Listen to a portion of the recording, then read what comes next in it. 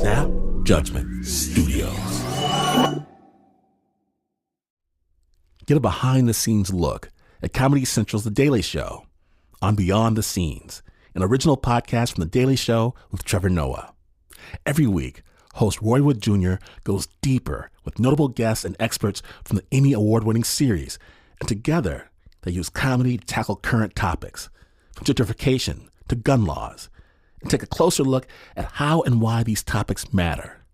Listen to Beyond the Scenes from The Daily Show with Trevor Noah on the iHeartRadio app, Apple Podcast, or wherever you get your podcasts. New episodes every Tuesday.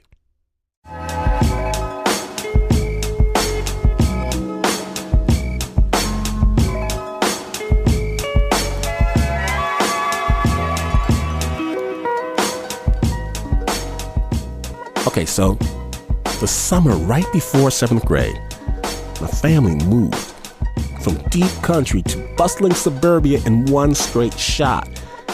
And before walking into school my first day, I tried to psych myself up. I tried to recall that it didn't happen right away, but yeah, when I left, I was king of the 6th grade. And this was a bigger canvas. I'd never seen so many kids in the same place in my life, but my inner self told my outer self to act like he's been here before. And I did. Took a deep breath of that first day of school smell, and it was on. I waved at kids who weren't waving at me, nodded at the map like I knew what was happening, shouted down the hall at James, Mark, Tiffany, whatever names I thought up. And the first day packet said to go to your locker, test your locker, and then go to your assigned homeroom. Lockers, I wasn't too familiar. Out in the country, we just had these cubby holes. And the packet said something about turn left for the lock. And then there were the numbers, so I dialed 8, 21, 14. I pulled, and nothing happened. I tried again, pulled, and I noticed these 2 kids were looking at me laughing. So I kind of wiggled the locker and tried to give it a yank, and these kids were like, hey, look at this dumb kid. He doesn't even know how to open a lock. And more kids come, and everyone's having a jolly time. They're shouting and pointing and hooting, and someone pushes me into the locker, and I go to swing and get shoved again, and I know I can't cry. Now, I'm the first day of school, and then there's the real blows, and I hold my arms in front of my face, but still some guys are grabbing me, and they're hitting me in the back of the neck, and they're picking me up my entire body, and screaming and laughing, and before shoving me hard into a garbage can, pressing me down into the muck. But not any garbage can. It's the kind with the dome top on it. They shove it over my head, and they latch it from the outside. The howls. It's the funniest thing that they've ever seen. Then the laughter stops on a dime. And I can't see anything because I'm shoved inside a garbage can, and I think it must be a teacher or the principal, and I'm thinking, oh no, this is going to make it worse. And then I hear this. You jerks. Simple stooges. You feel better now picking on the new kid? Voice like poison. Easy contempt, disdain. And the hurt mob melts away. I hear fingers unlocking the clasp on the garbage can. I kind of fall out onto the floor, and I look up at this girl. She's petite, super pretty, obviously popular. Are you all right? Yeah, I'm fine. I start trying to pick up my papers and my books strewn about the hallway. I walk back to the front of my locker. I just look at it, but I can't do this in front of her. And she just says, "What's your combination?" I give her the paper. And she says, "The trick is you have to spin it once first before the left, right, left." Oh, we're in the same class. She leads me to the other end of the school. We stop in front of a classroom. You know, everyone's gonna know, right? Yeah. Don't worry. Follow my lead. She opens the door. Everyone looks up and starts snickering. The teacher's like, "You're late." But the girl She ignores him, raises my hand like in victory, and says, "This is the new kid, the garbage man." I smile and I take a bow, and everyone laughs again, but not at me, with me. Thank you, Lori Slater Boomers, so very much. From Snap Judgment and Snap's underground studios, we proudly present Godsend.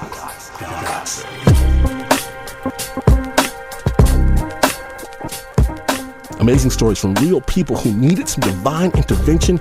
My name is Glenn Washington. And if you need some good news, you're in luck. Because you're listening. To Snap Judgment.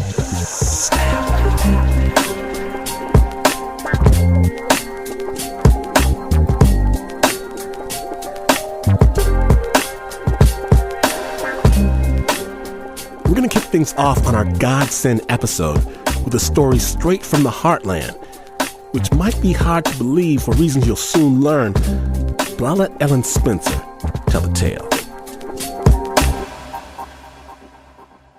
I am Ellen Spencer, and I live in Indianapolis, Indiana. I was born in Indianapolis, Indiana. I don't exactly sound like I was born in Indianapolis, Indiana, and I get all the time where you are from, and people's not to believe me when I tell them, but I am from here.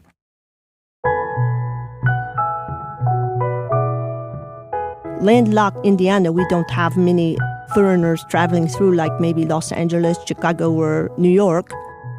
I had a French lady get very angry at me once. She thought I was dissing the homeland. We were have primary elections, and I was helping, which, by the way, only an American citizen could do. So it was my job to ask everybody to please to hand me their picture ID. And so I asked the lady if she could to please put her ID onto the table. And that's how I pronounced it then. And then she started to speak in the French to me. Obviously, since she's voting, she's a naturalized citizen. But she was telling me she was from here and there and all this, but she's carrying on in French. I tell you what, I don't know any French. I knew enough to say I don't parlez-vous. She got angry at me. And there was a line of people, made quite the scene. And I tell you, I apologize. Whenever anybody gets angry at me, I don't get angry back. It does no good. I just say, hey, I'm sorry you can't accept it, but again, facts are facts. I am not French. I don't even speak the French.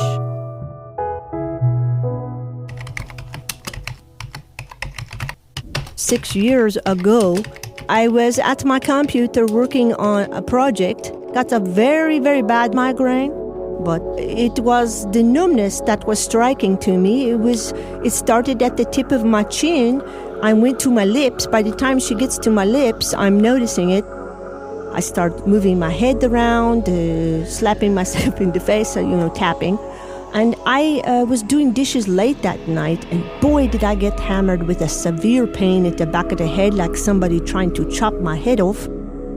It was really strange.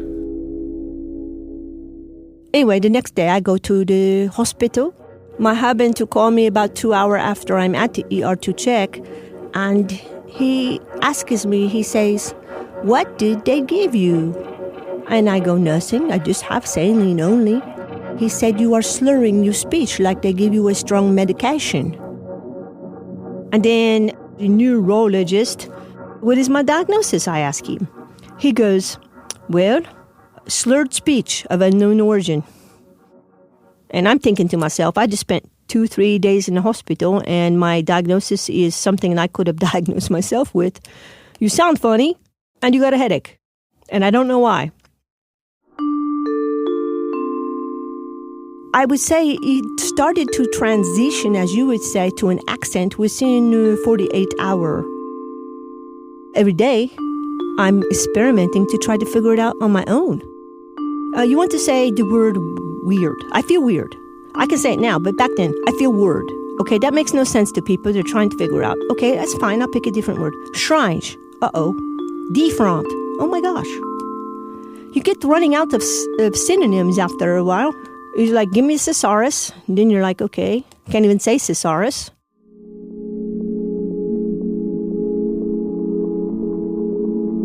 if you could imagine to look in the mirror and see your own lips are moving, but that's not your voice coming out.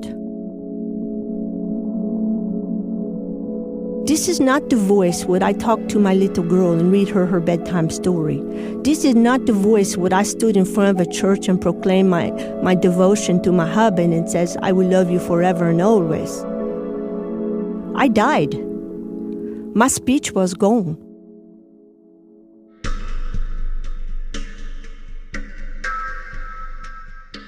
It fueled me to seek out even more information on the net.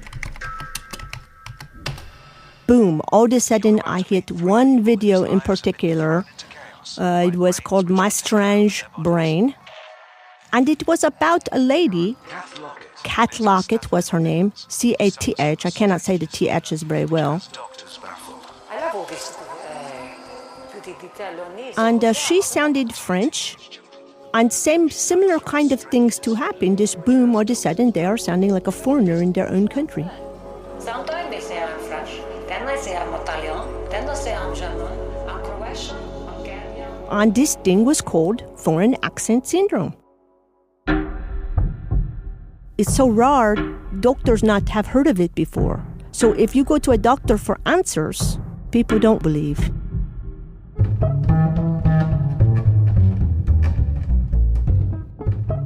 People would say, you're making it up, it's fake, she sounds stupid, but there's no question something happened in my brain. I am not a psych case, I'm not a nut, I'm not stupid. Say you are an actor in a play and you are taking on a southern accent or something, you will flub up once in a while somewhere along the line. I live this 24/7, I don't flub it up, okay? I go to church about a week later. It was like the first time I had to really go out. Singing is very, very special to me because I have chronic pain, that I'm allergic to all pain medication. One of the ways I cope with the pain is to sing. I am singing in front of a church full of people 10 days after I am having this to happen for me.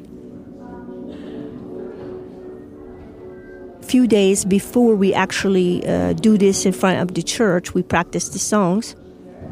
I am scared that I'm going to get up to the microphone and not be able to sing. And the very first song that comes up is a song that's very special to me over the years, and it's called Shout to the Lord. Fran is playing the intro on the piano. Here it comes. Is it going to work or not? Take my breath.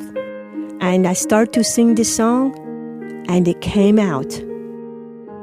My Jesus, my Savior, Lord, there is none like you. And it sounded the same way it always sounded when I sang before my voice to change. And I tell you, it was just like time stood still.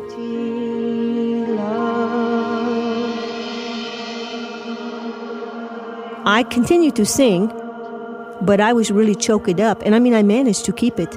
And then, by the time I got to that second verse, with that line that I love, forever I love you, forever I'll stand, I didn't need no microphone to fill that whole sanctuary.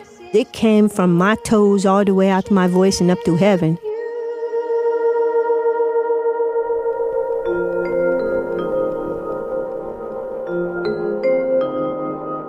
So then I started to inspect what's different about my singing. Wait a minute, how it is I can sing, but not to be able to speak. Well, I discovered for me that, oh boy, I almost to cry from saying this, I can sing in my head a sentence and be able to speak in my own speech. So if I say, even though I sound like a foreigner, I am a Hoosier and grew up on a farm. And then I'm singing it in my head right now. Even though I sound like a foreigner, I was born and raised in Indiana and grew up on a farm. I'm Ellen Spencer and I have foreign accent syndrome.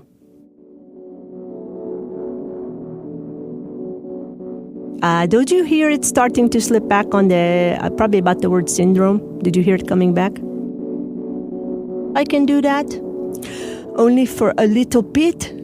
But I tell you, it is such a precious gift when that piece of you is taken away. And that's how it feels. It felt like everything else in the previous 2 weeks had been, I'm lost. I have a piece of me still. I have to act to be myself. I have to put the same amount of effort into getting back to my original voice that somebody else would have to in getting to a foreign voice. Only in my case, all I got to do is sing it in my head because I still sing the same. But I can't go around, making this a living musical all my life. Go down singing, I never really cared for musicals anyway. But could you imagine? I'm here to get some bread. How are you going to do stuff like that?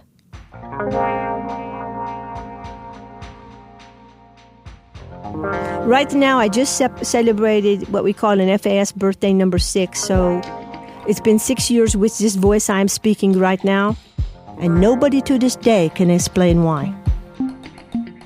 Nobody can help me with it. I'm kind of on my own. I haven't given up on getting back to my old voice, but I haven't stopped living because I don't have it. And if, from this moment on, I have to go on with just the new voice, then it's what it is. It's my voice. All of my days, I want to praise the wonders of your mighty love.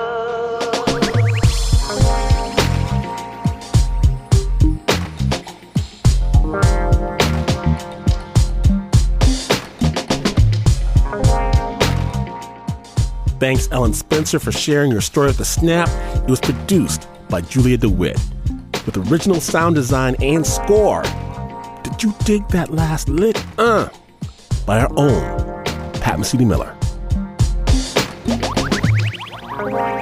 When the Snap Judgment Godsend episode continues, a woman discovers her true magic powers and a glimpse at one of the most elusive mammals in the entire world. I am not kidding, Snappers. It's going to be awesome. Stay tuned.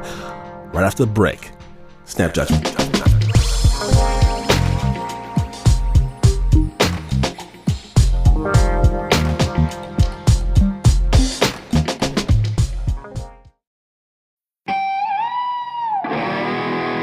Attention shoppers.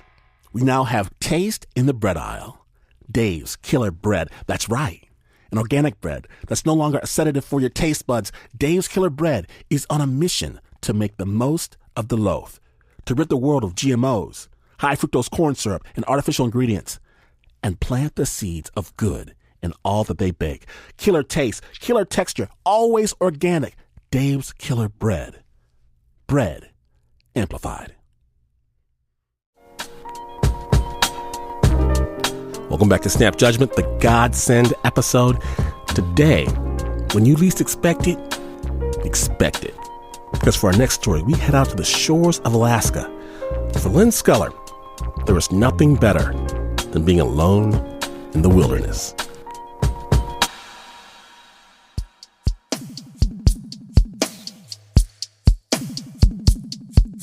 When I was growing up in Anchorage, back in the late 60s and early 70s, I had heard of blue bears, and you'd hear the stories about them, like they were these bears that lived up on the glaciers and never came down, and that's why they were this pale gray blue color. And other people would say how they knew of somebody who shot one, but I certainly never saw one and didn't know anybody who had seen one. It always seemed so elusive and special. It just was below the radar all the time. I got into the guiding business because shortly after I moved down to Southeast Alaska here, through a strange sequence of events, I actually wound up working for a law firm. And I've always played a game with myself where I asked myself what I would do if a doctor told me I only had 2 years to live. I decided, sitting there at my desk, with a screen in front of me and a suit and tie on, that I would want to spend all of that time outdoors in wild places on my own, answering to nothing social or cultural or none of those expectations of how you should look or be or act. I went out and got a Master Mariner's license from the United States Coast Guard and built a boat to do this with, and started more or less a water charter freight service here in Southeast Alaska. I would work 115, 125 days straight, exhaust myself. Winter would come, I'd just kind of hunker down and get through it however best I could, and then prepare for the next season. It suited me. I didn't have the latitude, I didn't have the mental playroom to let some very disturbing things from my past that had been eating at me for a long time keep running around and around in my head. When I was 21 years old, a woman that I was very attached to disappeared. Of course, after we had searched all the woods around her cabin and done everything we could do to figure out where she went and why she left her dogs alone and why there was food rotting in the refrigerator and what could have happened, turned out that she had been abducted and was murdered. Never knowing exactly who was involved, that cast a very long shadow over everything else. I didn't trust anybody. I didn't want to be close. I was not sure that the general cut of humanity was desirable company. I was 36 when I started working on getting the boat together and preferred to be alone. One day the phone rang, and it was Micho Hoshino, a Japanese fellow. I could tell from his accent, and it turned out he was one of the best wildlife photographers in the world, if maybe even the best, and had a huge rock star following in Japan. He wanted to hire me to take a film crew out for 6 weeks. And my initial reaction was no way. The thought of having 4 people in an 8x10 area for weeks on end sounded more like, the best analogy was a prison cell. But there was something in his approach that made me consider it. He just wanted to go out in the woods or on the water and see the most beautiful things he could see and try to take good photos of it. So I took the job.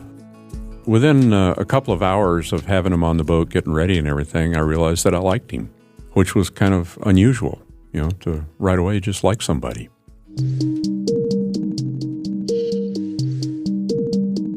He was such a calm presence that you didn't feel like you had to be on your guard at all. I wasn't used to asking anybody for anything, and so I very reluctantly asked him if he would teach me something about photography, and he immediately agreed. I had taken Micho way up on a hillside where there's a stand of interstadial stumps, and he was setting up, taking some photos, and he suddenly, he just stepped aside and motioned at his camera that he had on a tripod there and pointed down at just a stump and some rocks. And I put my eye up to the viewfinder. There was this beautiful composition, a lot of smooth stones of different colors nestled into the curve of a root. It was like the root and these stones that were millions of years old had this intimacy between them, as if I was looking at a Madonna or a photo of a mother holding a baby. How did he see that in that pile of rubble that I was standing on? And that was fascinating to me. It was kind of an eye-opener about what photography could be like. He told me once that every photo should tell a story. And after he explained that to me, I started recognizing that in his work. He asked me one day if I thought we could find a blue bear. And I said, not a chance. Going looking for a blue bear is going to be like looking for a yeti or, a snow leopard. But he kept bringing it up. He kept asking me how we could find a blue bear. I started digging into it and gathering up all the information, and we started making trips to some of these areas where there seemed like there might be a chance. He understood that bears can be very dangerous, but he also appreciated living with bears. He was adopted into the bear clan of the Tlingit Indians. one of our trips together, we had been up into a fjord region where I'd heard a rumor of a blue bear and spent several days without any success, no sign of it. One of those days where it's just so calm you could, see seagulls landing on the water half a mile away and no wind at all. And we decided to make a run and see if we could find some humpback whales. This was very late in the autumn. This weather front hit us, went from blowing maybe 5 knots to 20 to 40 to 50, and then I don't know how hard it was blowing. It was just blowing like hell. And the seas built up almost faster than I can describe it, like big gray animals coming at us out of the dark. And my boat, the Wilderness Swift, is only 31 feet long. It was out of control. I did not think we were going to make it. Michio asked me how it looked. I lied. I said, we'll be okay. The Swift is a good boat. We'll make it. And so he said, okay. He laid down. I kept steering the boat and praying and was dry-mouthed with fear. And I looked back and Michio was sleeping. He was asleep. And the boat was just being thrown helter-skelter all over the place. Somehow or other, we managed to make it and tuck into a little hole I knew about up there and get into shelter. Michio got up and looked around and said, oh, okay. He immediately started making dinner, I was just clammy with sweat and stank from fear and was just so amazed to still be alive. And when I asked him if he wasn't afraid, he said, well, you said we'd be all right. And it just struck me how he believed me. He trusted me to be right. I'm glad I didn't make a liar out of myself. I found myself putting in extra effort to try to hunt down an elusive blue bear, talking to biologists, calling up other naturalists and guides, digging through the records in the library, going through old magazines, and just trying to parse up any little reference to the blue bear. It was intense. My intention was to do the very best I could for Michio. It got to where everything else was just filling in the time between our trips. We would have the kind of conversations I'd never had with anybody before. We were at anchor, in a little cove, and we were in the cabin of the boat. We had coffee after dinner, so fresh smell of coffee, and sitting there in the light of a 12-volt light bulb, and the windows are open, and outside there's the darkness, and it's quiet, and there's a sense of a really big world out there waiting. And that was the first time in our conversations, when we were talking about all his successes. And he had a show at the Carnegie Museum. He had a show in Tokyo that 10,000 people attended the opening day. They were doing documentaries of him. His books were selling very well. And then just out of the blue, he said, I would trade all of this to have a family. And I realized that he was lonely. And that really hit me. Having those kind of conversations at night became one of the things that I look forward to the most. And gradually realizing that what I really enjoyed here was this open, intimate connection about what we really thought and felt. Sometimes he would ask my advice, on how to get what he wanted, which was, I was the last person you ought to be asking how you go about getting married. And it kind of snuck up on me that all of a sudden I had this close, good friend. And then one day he called me up, and I could tell immediately that he was just vibrating with excitement. Michio had made a trip back to Japan, and I asked him what was going on, and he said, I met her. Who? What? Tell me about it. And he said, her name is Naoko. We're going to get married pretty soon. I'm embarrassed to admit that my reaction was, oh no. Instead of being happy for him, I was afraid it was going to mean the end of our trips, that he was going to disappear. He was going to fade out of my life. And then that passed pretty quickly. His excitement was contagious. And a year or so later, he got married and had a son. But then he came to Juneau with his family, and he still had hopes for finding the blue bear. I was kind of elated that it wasn't going to change that much, and it looked like we were definitely going to be making another trip. It was some months later that I called Michio up. I was all very excited and said, I know where there's a blue bear. We can go to this place. Only Michio couldn't go when I thought we needed to go. We put it on hold, and I had another charter. After being out for a week or 10 days with that crew, I pulled into a little village named Cake and went to a payphone to call in and get all my messages at home. There were probably half a dozen or more messages from people calling to tell me that Michio was dead. Michio was working, doing his photography with this film crew in the Kamchatka Brown Bear Preserve.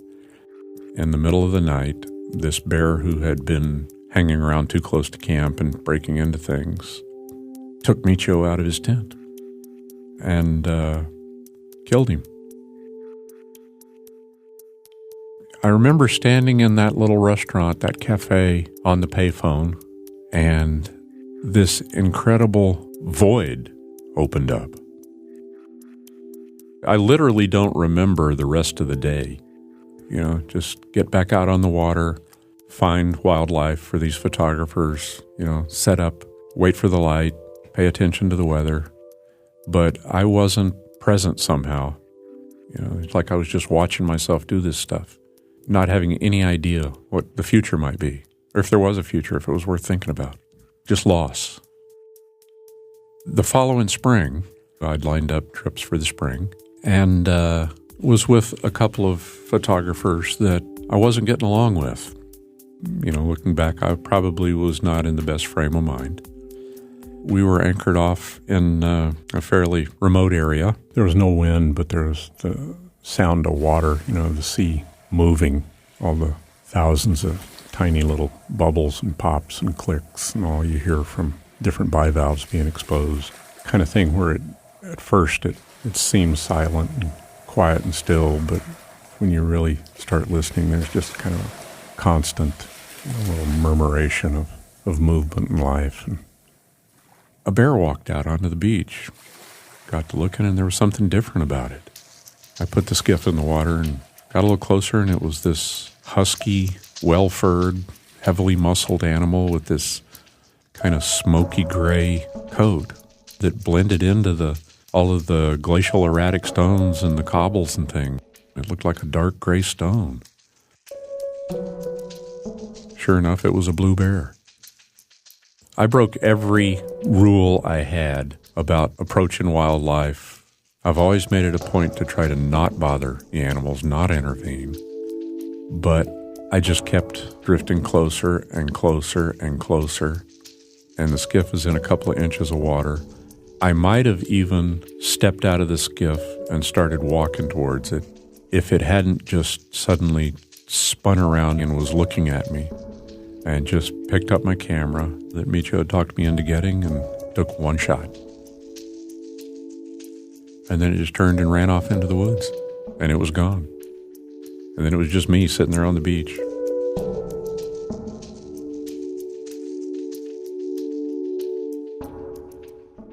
Part of it was very bittersweet.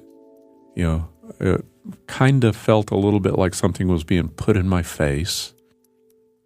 And I remember thinking, where are you, Michio? Where are you now that I've finally found a blue bear? Took 1/60th of a second to take that picture. It's blurry, it's kind of out of focus. You can tell it's a blue bear from the color, but the entire story of my friendship with Michio, all of those remarkable times I had spent with Michio, was wrapped up in that 1/60th of a second. And the fact that it's not much of a composition and that it's blurry and poorly shot doesn't change that.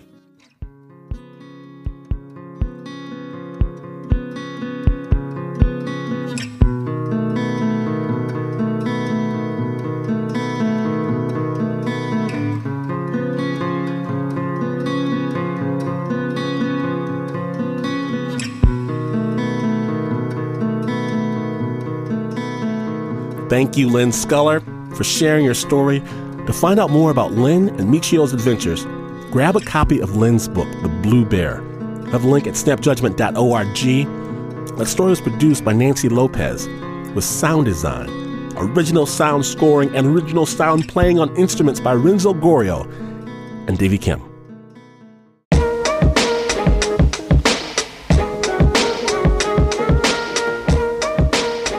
Now stay tuned, because we're about to hear about one person's communion with the divine when the divine answers back.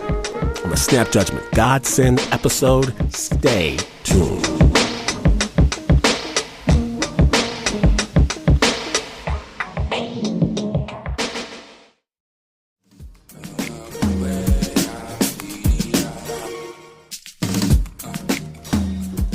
Welcome back to Snap Judgment, the Godsend episode. My name is Glenn Washington, and today, looking for messages from a higher power. Now, everyone plays these little games with the parental figures, right? Peekaboo, hide and seek. Well, on our next story, listen, because it starts with a mysterious game, but you will not believe where it ends up. Some straight Jumanji type stuff. Snap Judgment.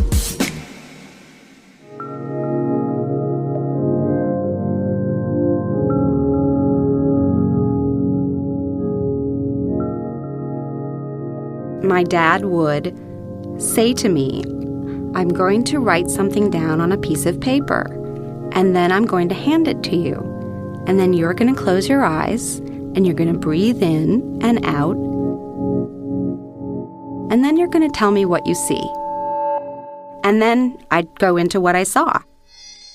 And then he'd tell me it wasn't that. This was a test. And I kept failing the test. My father co-founded a 1960s cult. It was called the Holy Order of Mans. People thought that they could levitate and move buildings with their minds. And I wanted to believe that I was the daughter of a prophet and that I had magical powers. When I failed at something like the folded paper game, he wouldn't play it with me for a few weeks. It was sort of almost like a little punishment. Moving things with my mind became a big one. I would practice with small things, pencils and paper, and sometimes I thought that I'd done it. He had taught me a chant to say. The chant was, I feel, I sense, I know. But part of getting the chant right was to believe that it was going to work. And I feared that that was the failure, that I just didn't believe strongly enough. And what I would do is I would type my chants. I would type, I feel that I have the ability to fly. I sense I have the ability to fly. I know I have the ability to fly. I feel that my mom's going to get us off of welfare. I sense that my mom's going to get us off of welfare. Most of what I attempted to control had to do with things that I wanted to be when I grew up, which was a famous actress, a good witch with real magical powers, and a savior of the world. We were a news-watching household. Every single night, our living rooms were filled with terror. The entire country was aware that at some point we probably were going to have a nuclear war with Russia, with the Soviet Union at that time. You know, I would pray about it. I tried everything I could think of. Every day, every morning, every night, sitting at the typewriter. And nothing worked.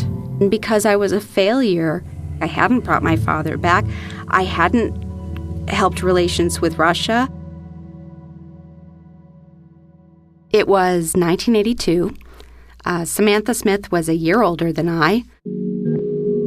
She had lived several towns over, and she had written a letter to the then Soviet Premier Yuri Andropov to express her worry about getting into a nuclear war.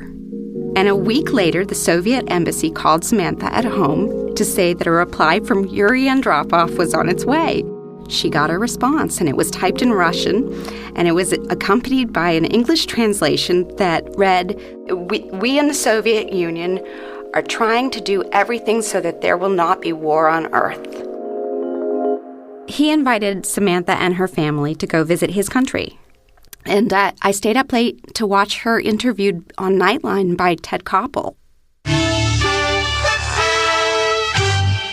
And finally tonight, the story of Samantha Smith, a 10-year-old girl from Manchester, Maine. Now that you've gone through this experience, what do you conclude from all of this?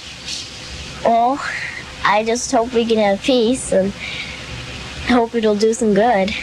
What else? What did the neighbors say? What did your parents say when the letter arrived this morning? Well, they just said they were proud of me and really happy that I thought of such a thing to do. She was everything I wanted to be that I didn't think I was. My attempts to develop my powers became very focused on her. So now not only did I want to be a famous actress and a good witch and a savior, I wanted to trump Samantha Smith.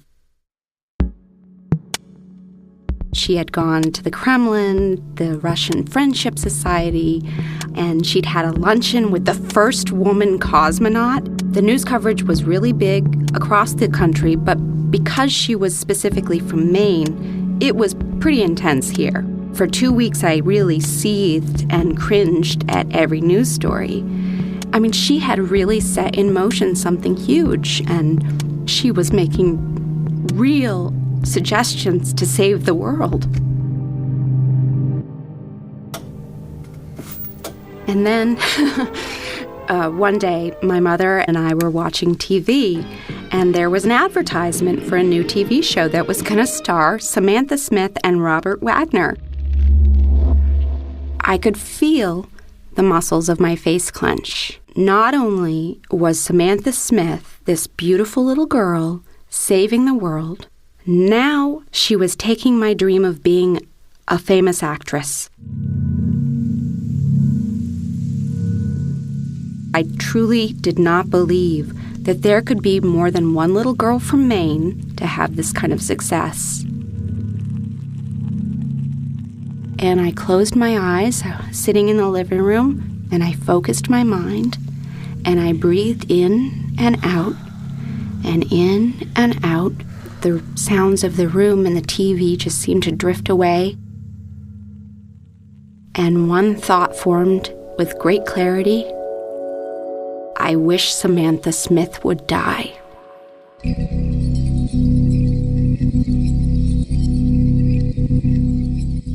And then it was summer, August 26, 1985. It had rained the night before, and I started doing my morning prayers of praying for the strengthening of my psychic and magical powers, and it was kind of eerily quiet in the house. And I turned on the television, and there was a news report on that was accompanied by a live shot of a plane crash site. And then,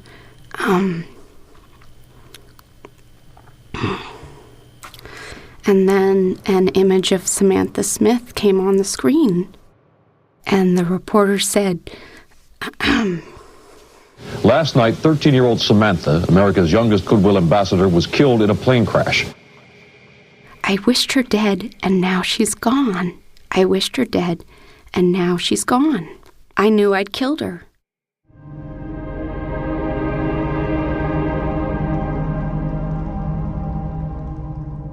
And the shame of that, or what I believed I had done to the world and to her mother Jane, was immense.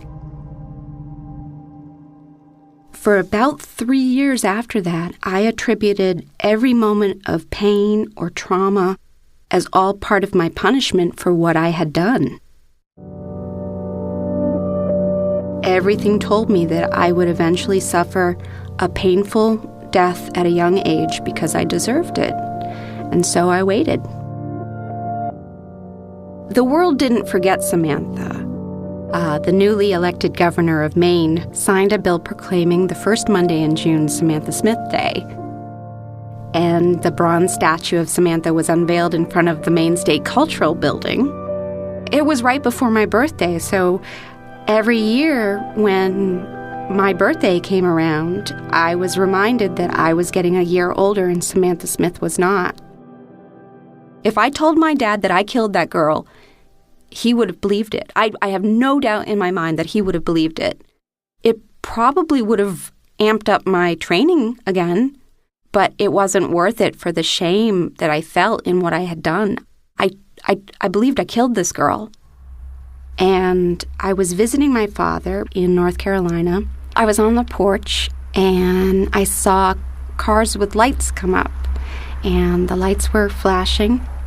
It was a dirt road, and they did a slow roll up to the house and parked right in front of the porch, and they got out. And I'm thinking, they're coming for me. 3 deputies were there. One of them kind of looks down at the ground, kicks the dirt, spits a little. It turned out that they had come to prosecute him for unpaid child support. And I listened to my father weave a very believable tale, a very believable and untrue tale that he had been paying child support all along. I knew it was untrue because I knew we were on welfare. I knew checks hadn't arrived. And he had expressed to me that his support came in other ways. And one of those ways was my magical training. Soon after that, I came across some flyers for a class that he was teaching. I'm standing there looking at these flyers, and my dad, who's just lied about paying child support a few days before, is also calling himself God the All-Knowing Greatness. And I couldn't even look at him because I realized that my father was either very unwell or lying or a combination of both. It kind of planted a seed. It was a few years later, and I really went through a very confusing time of kind of letting go of my father's beliefs, but being incapable of letting go of my own belief that I had magical powers. I think, yes, I was definitely older than someone might expect before I realized the truth. Suddenly, I just stopped, and I started to cry, and I said aloud, I don't want to live like this anymore. And in that moment, when I thought that, I knew the truth. I knew I had not killed Samantha Smith, and I knew I hadn't killed her because I had never had that much power. Knowing that I hadn't killed this child was an enormous relief for me. But even after this experience, I would say probably for 30 years of my life, I've had to remember that I'm not magic. I just don't believe that I can levitate. Well, I'm not saying no. I don't think I can. I'm pretty sure I can't. No, I can't. Damn it!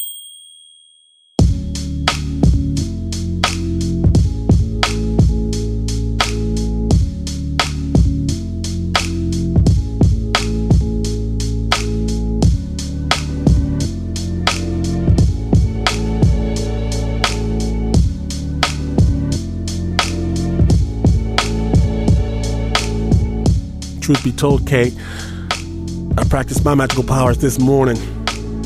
Find out more about the magical, mysterious Katie Lippa on our website, snapjudgment.org. The piece was produced by Anna Sussman with original scoring by Leon Morimoto.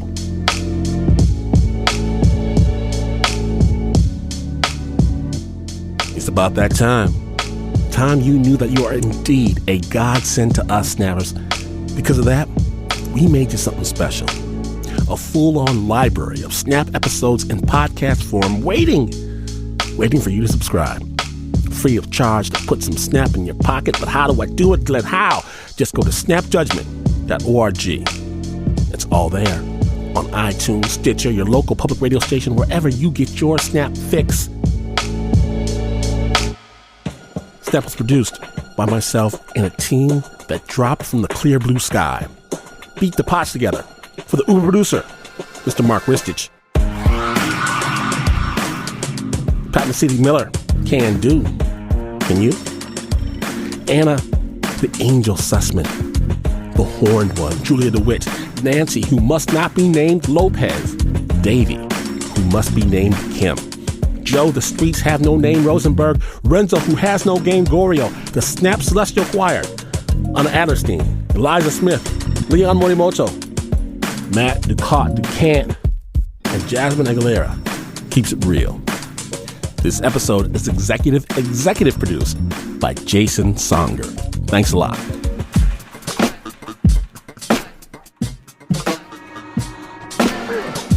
And this is not the news. No way is this the news. In fact, you could test the universe by walking in a thunderstorm with an antenna strapped to your forehead, only to have the universe provide exactly what you deserve.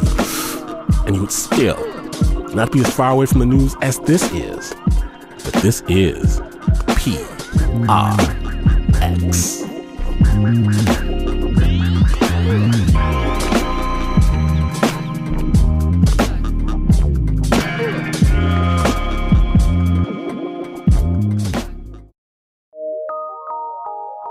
From PRX.